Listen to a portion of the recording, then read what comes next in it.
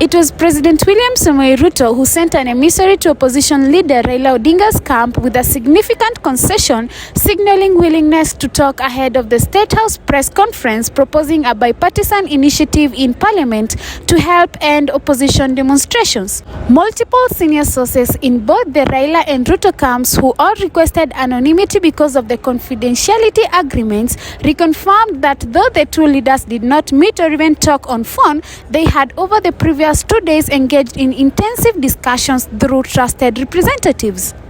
They were both under intense pressure from American, British, European Union, Chinese and Japanese governments to call a truce and halt the increasingly violent confrontations between the opposition protesters and the police. It is understood that Ruto was also distressed by the violent raid by a criminal gang on a farm belonging to the family of former President Uhuru Kenyatta, which was apparently planned and executed by senior figures in his government acting in concert with the police command without his knowledge.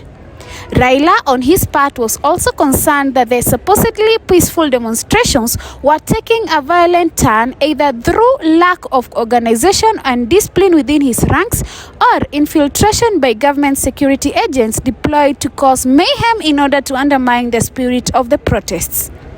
The direct talks between the two principals did not go very much into detail but agreed on general principles for a dialogue which could start by Ruto publicly holding out an olive branch and signaling desire for talks. Raila would then reciprocate by immediately calling off the next demonstrations, which was set for the following day, Monday, last week.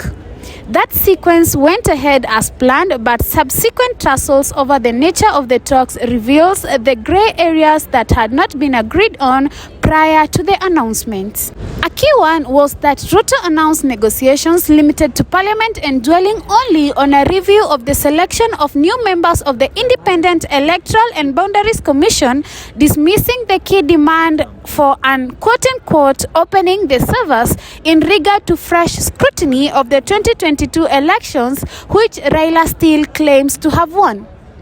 The opposition chief also insists on a much more inclusive national dialogue rather than just Parliament to address all the varied opposition grievances.